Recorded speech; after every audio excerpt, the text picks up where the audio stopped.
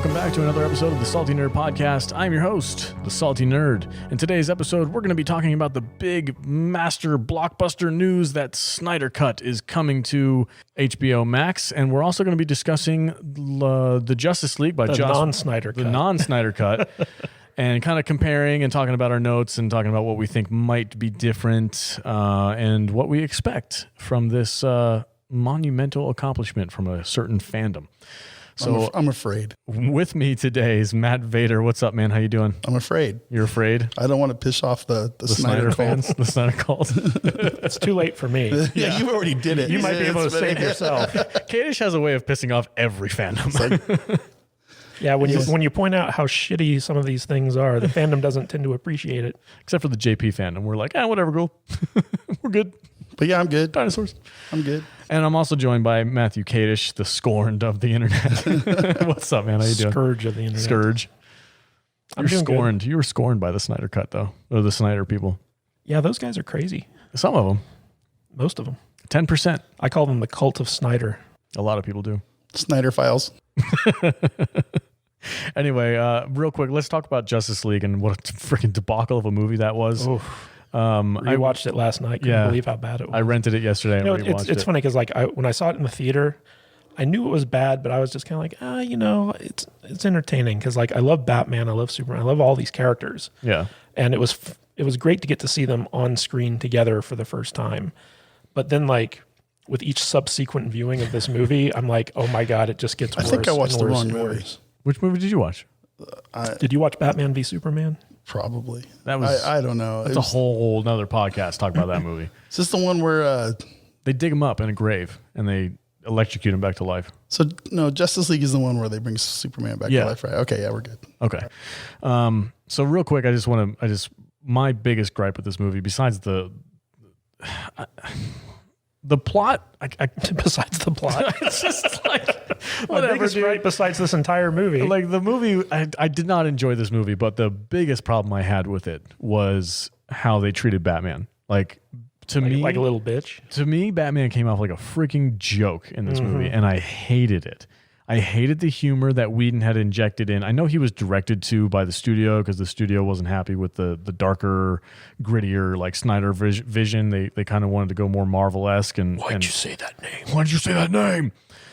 Payoff and, what is it? Set up and payoff. I'm going to get a shirt that says that. Set up and payoff. Basic setup and payoff. No, I just, this movie was so it's such a Frankenstein movie. You can tell where the reshoots were. You can tell two competing visions. Yeah, completely different visions, and it just doesn't work. This movie doesn't work for me. I don't like it. I like all the characters, like you said. It's great. Wonder Woman, Gal Gadot, awesome. Aquaman, Jason Momoa, awesome. I think Wonder Woman's my favorite character out of this new DCU universe. For sure. Yeah, she's at least the most consistent. Yeah.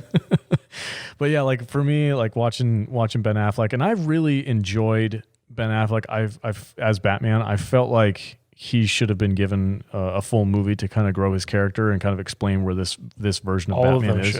All of them should, yes, especially the freaking. Yeah, wasn't it strange that we didn't get setup movies before this? Oh yeah, for at least one for each character, right? And that was Zack Snyder's call. Was it? Because I was looking into it and they said it was the studio call to try and compete with Marvel. I mean, I don't need another Batman origin story, but I would have liked something to give us what his mindset was. Zack Snyder was the mastermind behind the strategy. He's the one who presented it to Warner Brothers, and Warner Brothers was like, "Yes, let's go with this."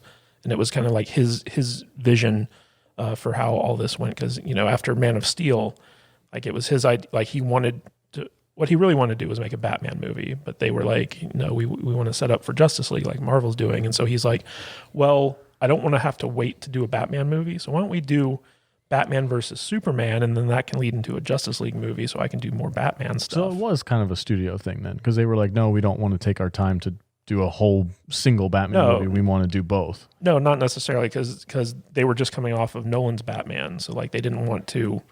They wanted to flesh out Superman a little bit more. They should have done that too. And it was basically, instead of doing a sequel to Man of Steel, because I guess we're going to talk about Batman versus Superman. well, Zack Snyder, he's a big fan of Frank Miller.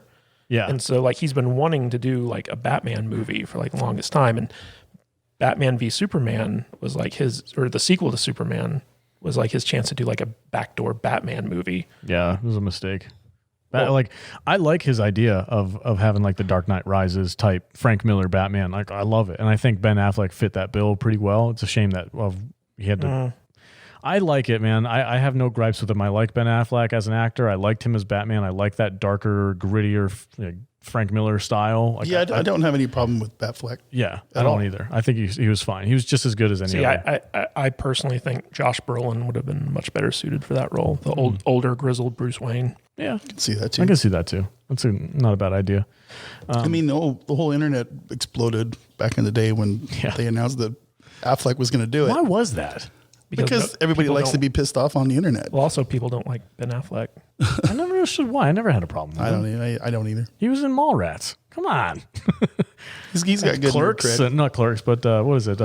He was in a bunch of Kevin Smith movies. Anyway, I always thought that it was pretty cool to have him as Batman, and I think he did fine in Batman vs. Superman, although I do believe that movie is 3 movies in one. And the reason why I hate that movie so much is because written by the same guy who did Rise of Skywalker. That makes total sense. The reason why I hate that movie so much is because they shoehorned the death of Superman in like the last 15 minutes of it. Like, that's awful. That is such a fantastic storyline to have. It deserved a full 2-hour arc movie with Doomsday and the whole bit. We deserved like 3 movies of Superman being Superman before he gets killed too. Yeah. So. But I don't know, like Justice League, I felt like was just a perfect storm of absolute terribleness. Like, of course, we had the tragedy, Zack Snyder's family tragedy that we don't have to get into, but he had to leave in the middle of production, and then Joss Whedon came in, and I think from the information, he had to leave in post-production. He was editing the movie when it happened. Yeah. So when I was listening to some other some Super Snyder fans, they were doing a discussion, a panel on it. Some of the information that they were talking about, how much he actually had completed and was ready to go. And it was kind of like it was weird that Josh Whedon came in and reshot a ton of stuff. Apparently because the studio wanted to change things and make it they weren't happy with Snyder's cut. Yeah. I guess we'll find out why, but I don't know. It was just a bad call all around, man. Coming off of the disappointment of Batman v Superman, originally Justice League was supposed to be a 2-parter. It was supposed to be one movie and then a second movie. Yeah. And the WB execs were getting nervous because people weren't responding to Snyder's vision for the DCEU. And so they cut Justice League back to 1 movie. And so Snyder had to kind of compress his vision for these 2 movies into 1. And I think that when they were looking at the success of a movie like Wonder Woman versus what happened with Batman v Superman, the Snyder version of Batman v Superman Justice League was more Batman v Superman than Wonder Woman. And so the execs were nervous because it was too much of what people were criticizing them about. And so when Zack Snyder stepped away to deal with his family tragedy, they decided to bring in the guy who made Avengers what it was, Joss Whedon. And they gave him a limited reshoot budget to go back and redo stuff. And it's probably the worst thing they could have done because, Henry Cavill had to reshoot all of his scenes with a mustache. God, that mustache. Because at the time... Do you remember that scene? It's multiple scenes. At the time, he was working on Mission Impossible for Paramount, and they wouldn't allow him to shave his mustache for the role. So he had to do all the reshoots with this big mustache, and then they had to go in and spend all this money to CGI out. What would have been so hard about putting a fake mustache back on or something? I think Paramount did it specifically to fuck with Warner Brothers. Really? Yeah, I really there is that level of pettiness there. How long does it really take to grow a mustache? The August Walker mustache? What's that? 4 weeks? Henry Cavill's a hairy dude. He's got to grow that thing no time at all. I think if it was up to Henry Cavill, he'd have done it. But I think that the executives at Paramount were just no, fuck those guys. What a weird thing, man. Can you imagine being a guy who's in a contract and they're like, don't shave your mustache? Here's the thing. This other movie, I'm Superman. If they really needed him to have a mustache, they could have just put him in the makeup trailer and they could have slapped one on his face for probably 30 minutes and you wouldn't have been able to tell the difference. Yeah. So it's such a weird thing to get hung up on. And it completely derailed Superman in this movie. He looks so bad.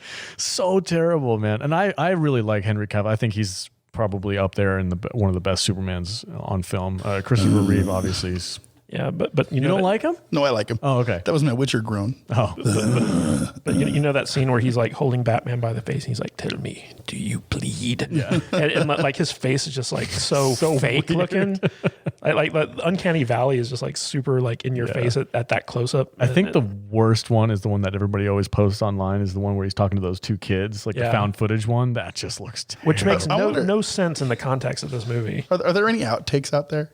No. Where like if Affleck just like busting up laughing, where he's looking at the mustache, on Superman. Henry Cavill. That would be great. I think Affleck was drunk through most of this film. Yeah, especially the reshoots. But that opening scene with Batman, the very first scene with Batman where he's in Gotham and he's dealing with that robber, I guess cat burglar or whatever, at the beginning, and then the parademon shows up. Like Batman. Batman. Okay. Yeah, that whole thing. It's obvious that's a Joss Whedon edition. And when I was watching it again last night, first of all, the background, the Gotham City background looks so freaking fake. Mm-hmm. It's ridiculous. But the worst part is like at the end, after like the parademon like explodes and leaves that weird cryptic 3 mark. Yeah, which makes no sense in and of itself. But like Batman just like forgets about like the freaking robber. He's just like leaves him there on the rooftop. He was just bait. He didn't really care about him. I don't think. Well, this is Batman, though. I know. like he'd have tied him up and like left him for like the police at a bare minimum. Yeah. But also like in front of this guy, he's like talking to Alfred and like using Alfred's name and like stuff like that. It's just like, dude, it's like, do you know anything about Batman? Yeah, this movie. And it was very different from the Batman we saw in Batman v Superman. Very. Oh my gosh, tonally, yeah. It's just cracking jokes left and right. Oh, something's definitely bleeding. Yeah, I'm rich. Like it was the worst lines to give Bruce Wayne Batman character. Like just awful. It made no sense. Like that is not how Batman talks. Also, seeing Ezra Miller after like knowing what he did to that one fan where he like choked her out. And I hate that guy. I hate. Yeah, I do not want to see him. Like it was so much cringier this time around. Yeah. Just because like I know all the context. Yeah, for, how weird this dude is.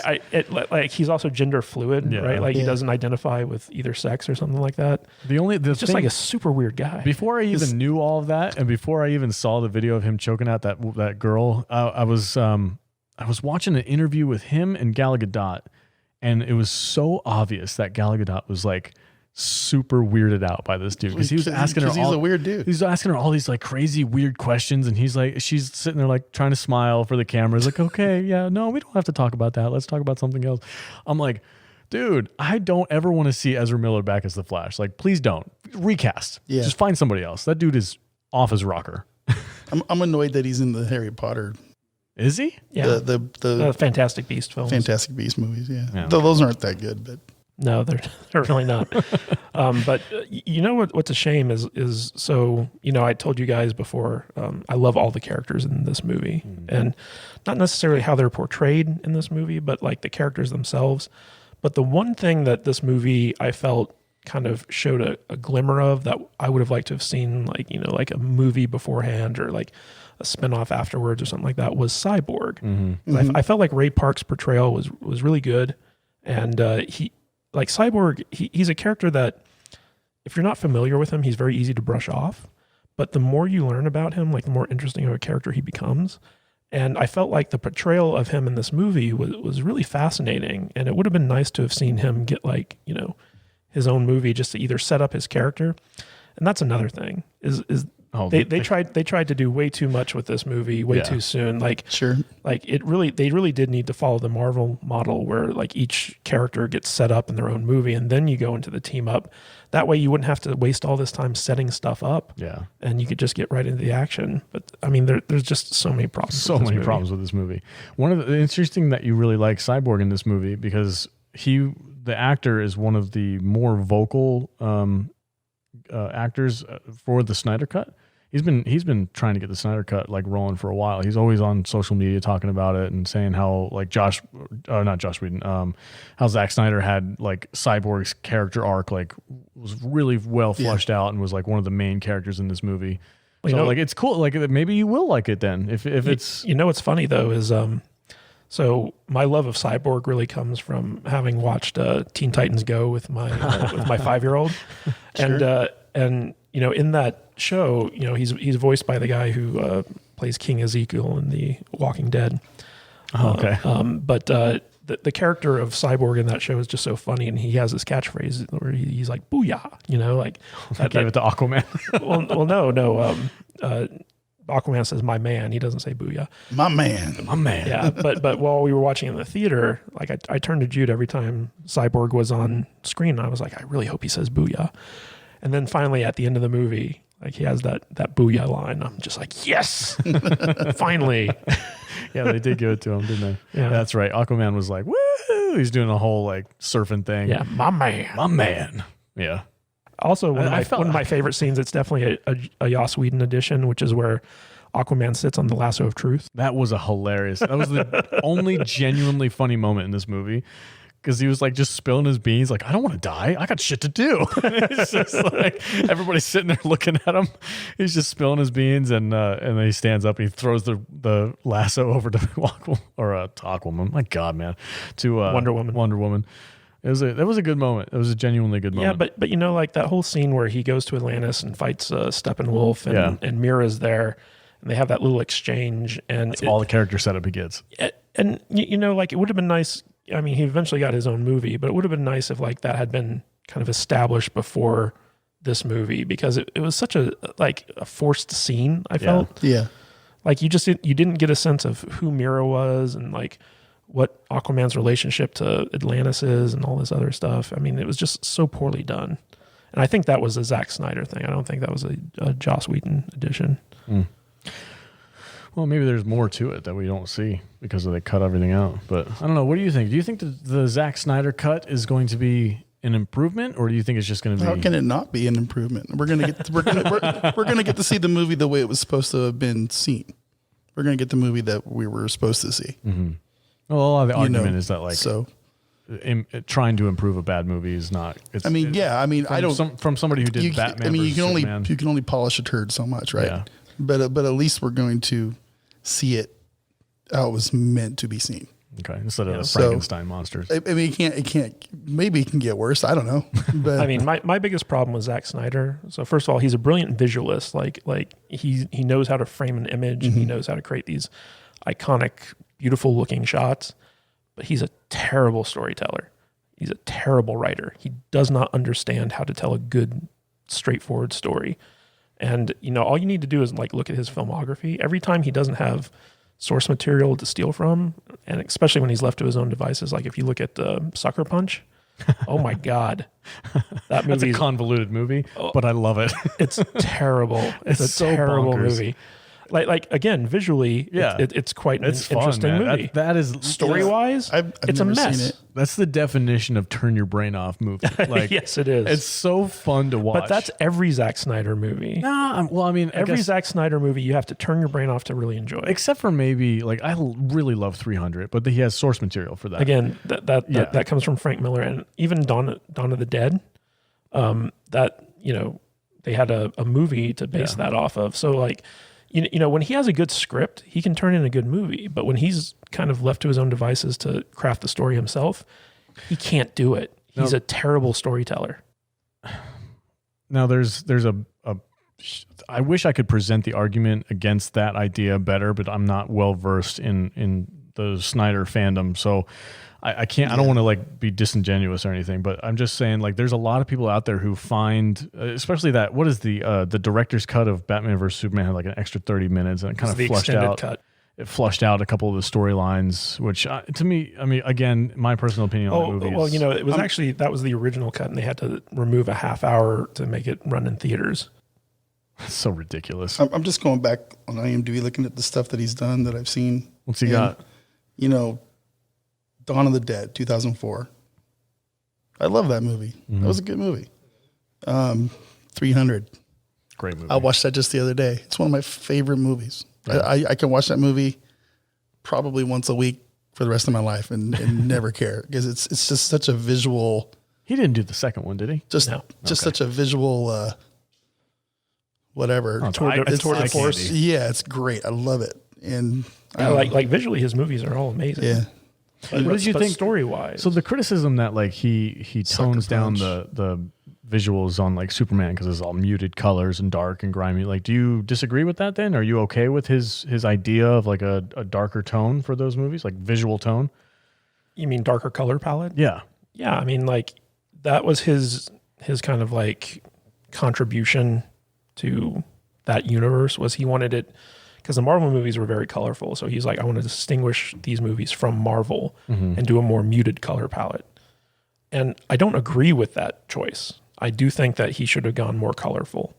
And the biggest problem with the DCEU are these creative choices that Zack Snyder settled on. You know, like, I just think that he was the wrong guy to be shepherding this franchise. And I don't think he did the characters any favors. All the successes in the DCEU have been outside of his influence. Like Wonder Woman, he didn't really have a whole lot to do with that movie. Aquaman, he didn't have a whole lot to do with that movie. I hated that movie. It's like I think of movies like Man of Steel. That's a great movie. It's not a great movie. It's okay. It's just for me. I really like the Krypton stuff at the beginning of it. Yeah. I didn't, and the rest of the movie's good. There were some choices I didn't like that he made for the movie. Yes. But overall, I can watch that movie again without any problem. You know, See, Snyder's way too cynical to be handling Superman. Yeah. Superman is not a cynical character. No, but I think what he wants to do, and I understand it, and I talk to people who enjoy this. He had depiction Superman of it. kill a guy. Yeah. I didn't like Superman that. killed Zod in Superman 2. But in the comics version of Superman, he never kills. He never crosses that line. I'm not sure about that. Yeah. I once read a comic book where he was helping Wonder Woman fight this invasion of demons for like 100 years. And never once did he even kill the demons.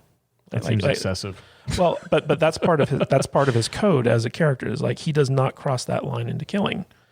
And, you know, technically in Superman 2, like, he doesn't actually like kill any of those guys. He threw him down a bottomless pit after he crushed first of all, his hand. that wasn't Zod. I don't think Zod got put back in the It was the And dude with the the Phantom beard. Zone. Phantom Zone. Yeah, no, I think he threw down the big Igor type guy. I don't remember. You might be right, but regardless, I'll take it. Like Superman in Man of Steel, Yeah. like, just straight up murders a dude. He doesn't murder him. Okay, so Like he could have easily just like moved his head so like the eye beams didn't kill those people or like whatever. I don't think it's as easy as you're saying. I can remember like sitting in the theater and seeing that scene where he like kills Zod, and I'm just like, that's not fucking Superman. Yeah, see, I disagree. And the same thing with Batman. People were complaining that Batman like killed people. See, I'm now like, the he Batman killed a lot of stuff, people. the Batman stuff with the machine guns on the Yeah. Batmobile or the Bat Crab or whatever the fuck it was, I had huge issues with that. really? Yeah. Okay. See, Batman doesn't kill. no, not typically, but it's established in the movie that he's in a bad spot. Like So? this version of Batman is in like rough shape. But again, that goes to Zack Snyder's misunderstanding of Yeah. the character. Like there was an interview where he said like he wanted his version of Batman to be the type of guy who'd get raped in prison or something like that. and So weird. Yeah, and it's just like, okay, like, I understood what he was going for. I understand but what it's he's going for, completely too. wrong for the character. Well, I mean, even in the '89 Batman with Keaton, he doesn't outright kill people, but he lets them die and he blows them up with their own machines. Like there's this one dude who's got grenades or something like that, and he pushes them over a cliff, and the thing blows up. Like it's all implied that he's offing these goons. So I don't necessarily agree that it's like this character breaking moment where this new version of Batman like offs a couple of goons, and I'm like, It's just a series of creative choices that Snyder has made for the DC characters that just don't ring true with a lot of fans. yeah, I mean, it's understandable. I can see it. I think a lot of people, Especially take things considering over the fact that like we never got any setup for this version of Batman. Like, that's a big thing. He was just kind of thrust into this movie, and he wasn't even Yeah. the main villain of the movie when he probably should have been. I think that's kind of the whole thing. We didn't get a good setup for any of this stuff. And I don't know if that's going to change with Zack Snyder's. It's not Batman. But you know, we get Dark Side. So, you know. Yeah, it'll be cool. I'm sure it'll be better, I'm looking forward to it. And honestly, I'm happier for the fandom that wanted this. Yeah. Because I have no dog in this fight. I didn't care. Yeah, me neither. I was like, whatever. You know, if they release it, cool. If not, whatever. It's not going to do me any harm. But I can appreciate the fact that there's such a huge movement behind it, and it's being released just to appease them, basically, just to say, hey, okay, guys, we understand that this is what you really want. I mean, my theory is that this was in the works for a long time over at Warner Brothers. Probably. Like they saw the demand for it, but they held off to try to get people to sign up for HBO Max. Yeah. Because they're making an HBO Max exclusive. You have to be a subscriber in order to see it. And they wait until like 2 days before like the launch. Yeah. Before they announce it. It's totally marketing. Yeah. 100%. Yeah. So, but I think this decision was actually made like a long time ago. Oh, sure. To let Zack Snyder come in and do his cut of it. But now it's getting almost obnoxious because everyone's like, well, what other movies can we see the original cut of? Yeah. And like the big one now is Suicide Squad with David Ayer. Yeah. At least the Ayer cut. Yeah. No, I'm not interested in that at all. Some people were talking about... I kind of am. Are you? Yeah, a little bit. Some people were talking about Josh Trank's Fan Four Stick. He was like, no, I don't want to do it. No. He tweeted out, he's like, no, thank you. I don't know why the studios, it's like these director's cuts aren't a new thing. I don't know, how many versions of Blade Runner are there? Tons, probably like a dozen. Yeah. But they even Lord of the Rings made a whole thing of it. They had the theatrical release, then the hour longer for each movie for the director's release. I got both copies at home, and the director's editions are way better. Oh yeah, they're way better. So I don't know.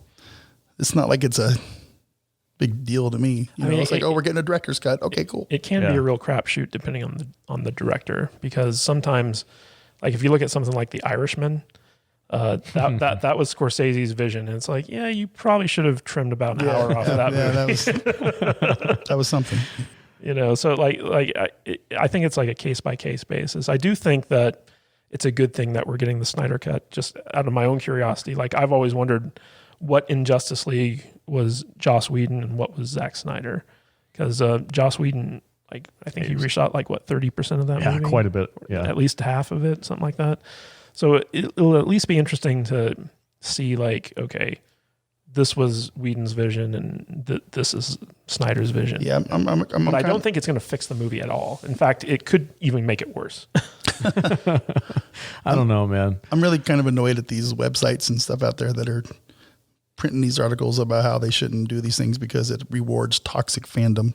That's a good question. Let's talk about that for a minute. That's some bullshit right there. Because you've had a bad experience with the Snyder fandom. Now, I haven't, because I haven't really cared enough to criticize. Poked that hornet's nest. Yeah, I've never poked the hornet's nest. And I didn't even poke it that bad. I just what said, did you say that set him off? I said I didn't like Batman v Superman. I say that all the time. Yeah, well, I'm way more important than you are. Apparently. I don't know. I didn't like that movie either. Okay, so the difference is, like, when I say I don't like this movie, and I say because I want to see the 3 full movies that are crammed into this movie. Yeah. Like that's my argument. Like I don't have an argument against, like, well, Batman, okay, if that's the direction he wants to go, fine. Superman, okay, if that's the direction he wants to go, fine. See, I hated Lex Luthor. I point out valid arguments as to why a movie's bad, and people don't like that. How dare you, sir? How dare you have an opinion, sir? No, not just an opinion. I back it up with actual, film knowledge. Yeah. You can go hard a little sometimes, though. A little hard. But with the Snyder people, I never did. I would do these offhanded tweets, and it's like, I rewatched Batman v Superman today, and oh my God, it was bad. And then people are just like, fuck your mother. It's like, hey, I watched. Did you get death threats? No, not on that. Like, hey, I watched The Last Jedi again. It still sucks. Or I did that exact tweet just a couple of days ago where I said, hey, I watched episode 2 again. It's still terrible. Oh, the prequel fans? Yeah. I didn't get a lot of pushback on it, but it was funny. In preparation for my roundtable review podcast, where I was doing it with these 2 other YouTubers, we were talking specifically about Batman v Superman. So I had to sit down and I watched the theatrical cut, and then I watched the extended cut right after it. And I think I got on Twitter and I just made some offhanded remark about how terrible both these movies are. The magic bullet plot in that movie is just why? And the Snyder cultists just descended upon me and just started ripping me to shreds in my thread there, and I was just like, wow, these guys are crazy. There's always that. Sorry for not liking what you like. I guess I don't understand fandom that can't recognize a bad movie. To them, it's not bad. Yeah, to them, how it's can brilliant. it not be? So somebody just It's like I don't understand Star Wars fans. These new Star Wars fans that can tell me that The Last Jedi is a good movie. It's not a good movie. The Rise of Skywalker is not a good fucking movie. I don't understand. I mean, it's how one thing, people can look at these movies. It's one thing to be passionate about a movie because everyone has different tastes, but to attack people for not liking the same movie that you like is beyond me. Like if somebody doesn't like a movie, I'm like, okay, fine. You didn't like it. That's cool.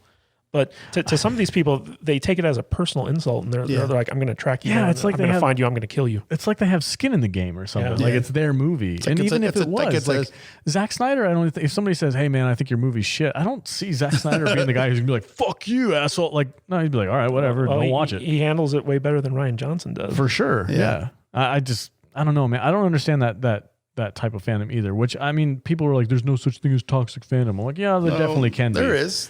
Definitely can. I can be toxic. So I can absolutely be toxic. So the question then is what you brought up is like, what does this do to the people who like drove after Kadish for not liking his movie? If they feel justified now that this Snyder Cut's coming out, is that going to push other fandoms to be just as bad? Is that going to encourage that type of behavior? The thing was though, is like they weren't being bad in the sense that they were badgering people about getting this cut release. They were bad about going after people who didn't like the movie. Yeah. And so, but their advocacy for the Snyder Cut, like they would just get the hashtag trending on a regular basis because they would somehow coordinate, and they would be like, Warner Brothers, give us what we want. And that's not being toxic. That's just being passionate. The toxicity comes in when the fringe group of the Snyder Cut people go after others who don't like the movie and try to, dox them or attack them personally or cyberbully them or whatever. That's the toxic aspect of it. But the stuff that was directed at Warner Brothers was never toxic, at least not that I saw. I'm sure there's a couple when you have you're going to have your bad eggs in every fandom. That's for sure. When you have a fandom that large, you got at least 10% that are just complete assholes. I mean, then there's people out there like me who's just going to poke the hornet's nest once in a while just to see what happens, It's like with my "Don't Make Solo 2" hashtag. You just like, it's like, don't do it. Don't make Solo 2. And I put it in, and I do it in "Make Solo 2 Happen" threads just to poke the bear, poke him with a stick, see what happens. Let me ask you guys this: what do you think is going to be different between the Justice League version we got and the Snyder Cut? I think it's going to be completely different. I think plot lines, I think story arcs, I think characters, I think all of it's going to be different. Aren't they reshooting scenes? No. I believe there's rumors that they are, but it's never been believe confirmed. they gave him $20 million. I thought it was 30 to finish these. It could be 30. Basically, the money is to finish special effects and to do like ADR dubbing and a couple other. Snyder himself said that it's all shot. It's all there. He just needs to complete it in post. Because they're doing Steppenwolf. He looks completely different now, right? Well, I think what I heard, Darkseid's in the movie, and from what I heard, Steppenwolf is like a side character now, and it's all about Darkseid. So that's probably how it should Steppenwolf was like the main antagonist to the Justice League. I don't think that's going to be the case anymore. I think all the scenes where the Justice League is fighting Steppenwolf in the regular movie, I think that's all. In the end, though, as far as I'm concerned, I'm going to watch it. Mm-hmm. I don't care if it really was come out or not. But now that it is, it's okay, whatever. Let's see it. Let's see what they do. One thing I think was definitely not in the Snyder Cut, it was something added by Joss Whedon, was that weird Russian family. Shoehorned. Yeah, They had to give somebody to rescue. That's all it was. We have to give Flash something to do. Let's have him go rescue some family. But I mean, talk about shoehorned in. Yeah. That was bad. Another thing that bugged me about the Justice League that we got is, Bruce Wayne would never have let Martha Kent's farm, get repossessed by the bank. No. Never. Like after Superman died, he'd have been like, okay, I'm going to keep an eye on her and make sure she's taken care of. Because that's just how Batman operates. Mm-hmm. Like you even saw in Batman v Superman, he was making sure that one guy, the security guard guy whose legs got messed up in the attack, like that he was getting checks, but he just didn't know that the guy was sending them back. He made an effort to make sure that guy was taken care of. He would have done the same thing for Martha Kent. So when I saw the whole foreclosed on by the bank thing, I was like, no fucking way. Talk about a shoehorned in plot line. And it was just so at the end of the movie, Batman could make nice with Superman, you know? Yeah. He's like, how'd you get the bank to give my mom her farm back? Yeah. That's the other thing too. He gloats his wealth so much in this movie. It's so weird. Like I've never pictured Batman doing that kind of thing. I guess really? Bruce Bale. Wayne. I guess Bale Bruce did it. Wayne does that stuff. Yeah, he buys a restaurant so he can go swimming in the in the fish tank. That's true. Yeah, he makes outrageous purchases. I guess that makes sense. But seeing like him walk into like Wayne Manor and be like, okay, this is gonna be the Hall of Justice. It's just like, oh man. So the next thing I wanted to ask is so my worry for this, like I'm fine if he releases it and it's great, cool. If it's terrible, fine, whatever.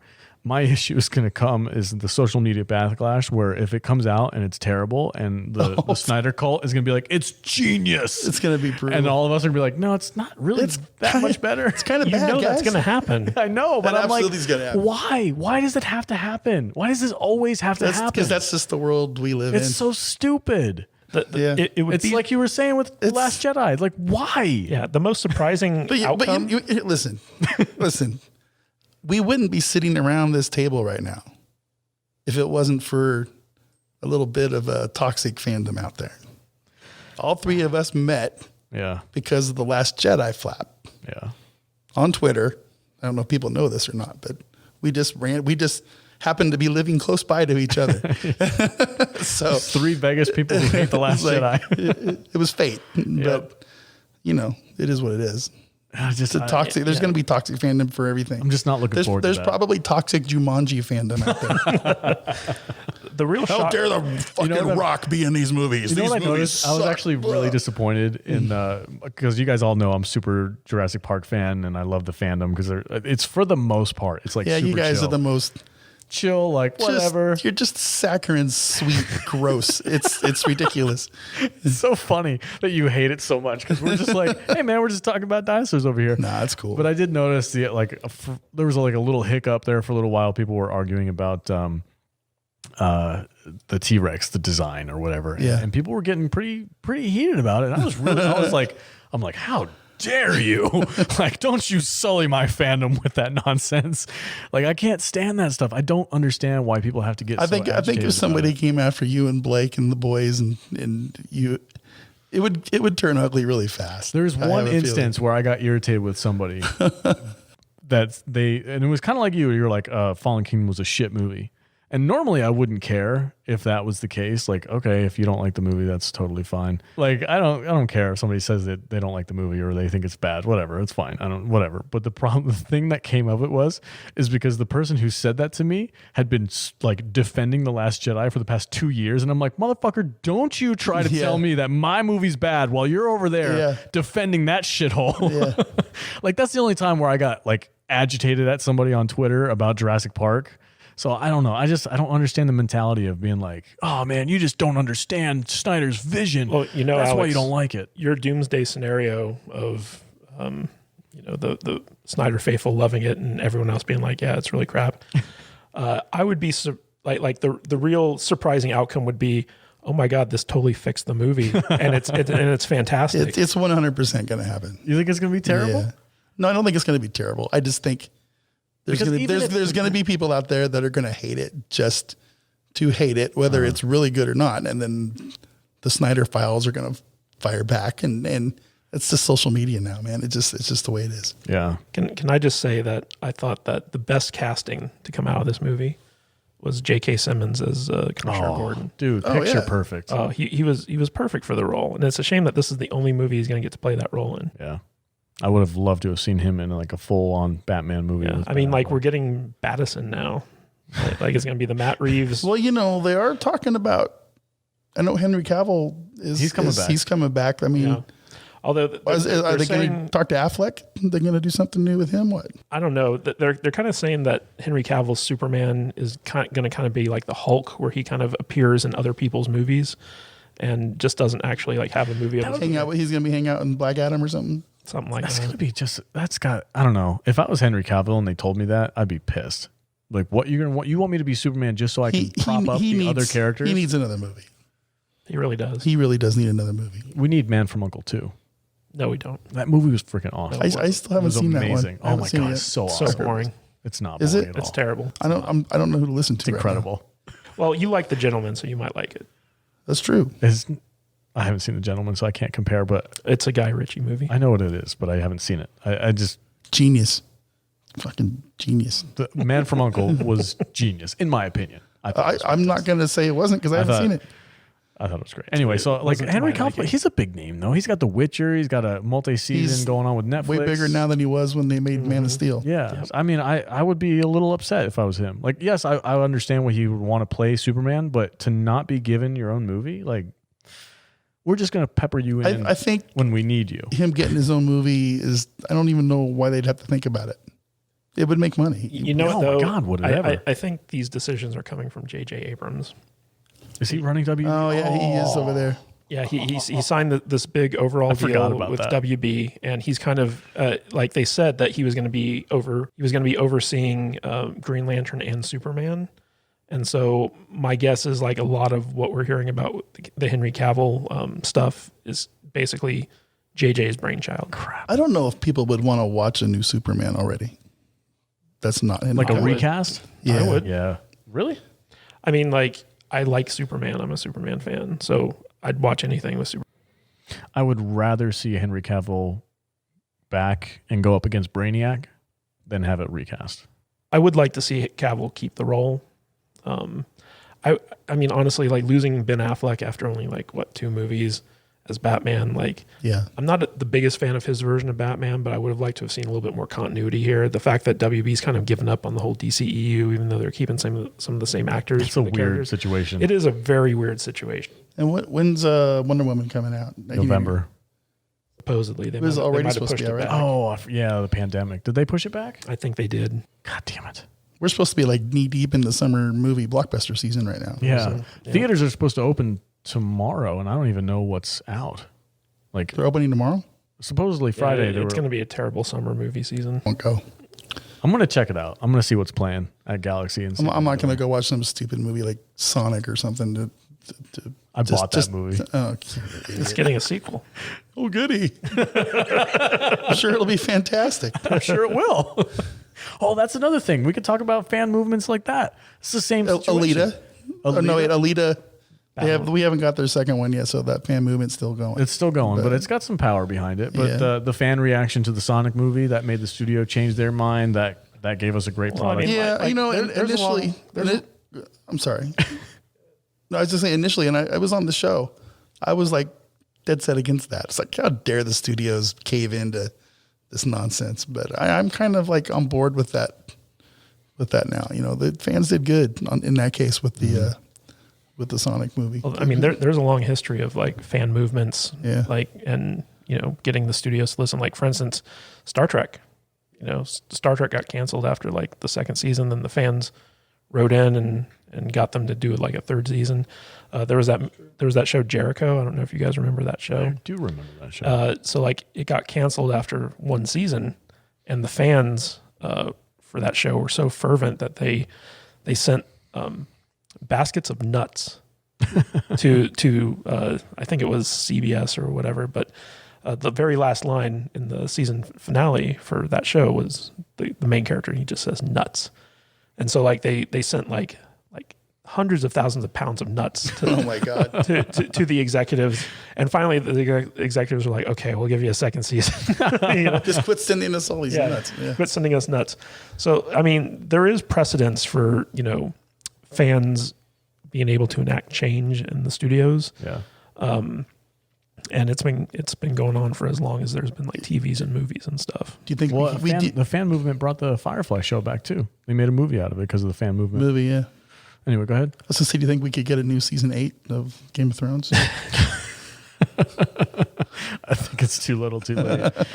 They would need more than one season. Can you imagine all the actors getting called back? Hey guys, Kit Harington was we're gonna redo all this. It's like, oh, son of a bitch. Kit Harington was done. Like, they asked him, would you ever come back for any other? The thing is, though, you would need to redo season 7 as well to fix that shit. Yeah, there's a lot. There would be a lot of legwork to to fix that nonsense. Isn't there a Targaryen show or something? There's supposed to be. What's going on with that? I don't know. So Fire and Blood, the book that came out that kind of covers the Targaryen dynasty, that's the current book that's being adapted into the spinoff that HBO has planned. But what I mean is I just feel like we talked about that for a couple of weeks shortly after season 8 was over.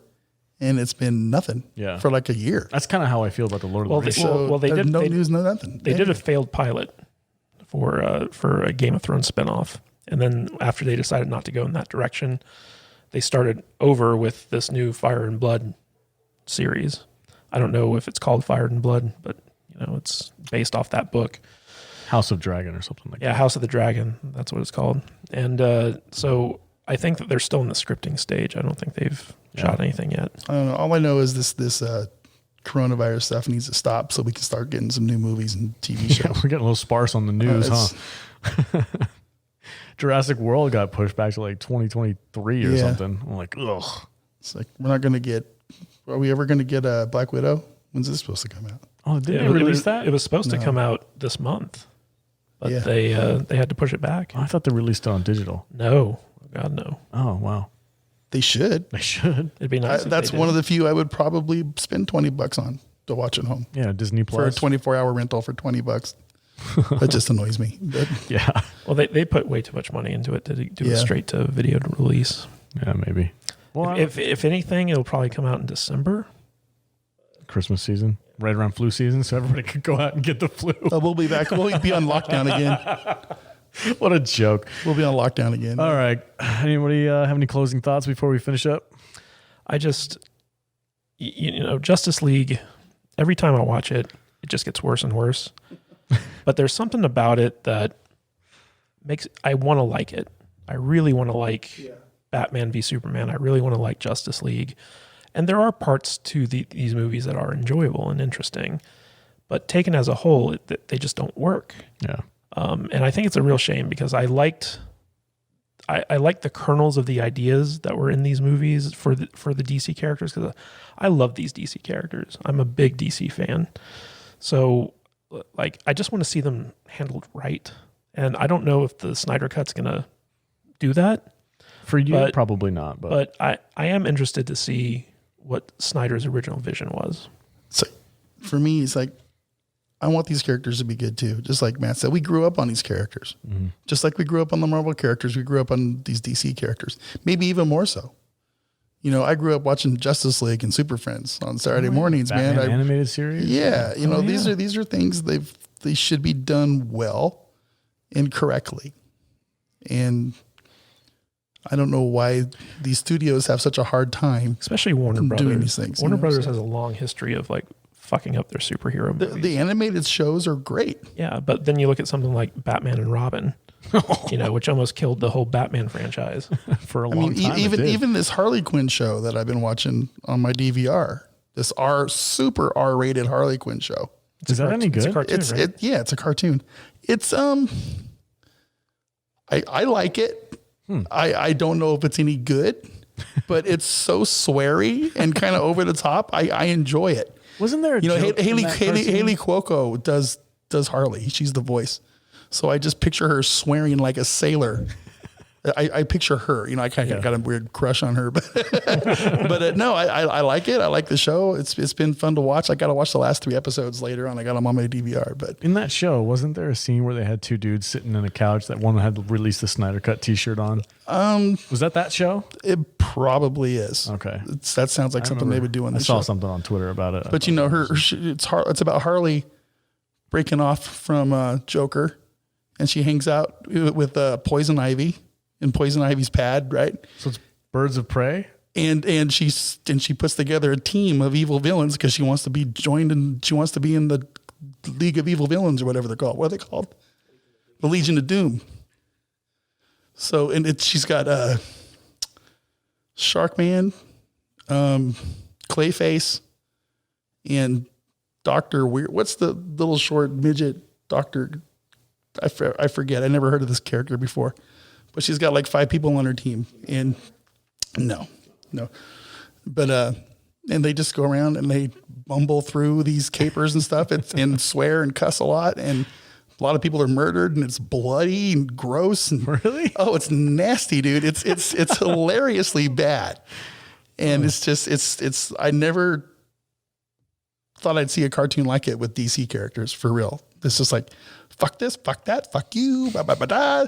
You know, it's like, it was just, I'm just like, wow. Every time I see it, I'm like, my jaw's on the floor. Wow. So yeah, it's something. I have to check that out.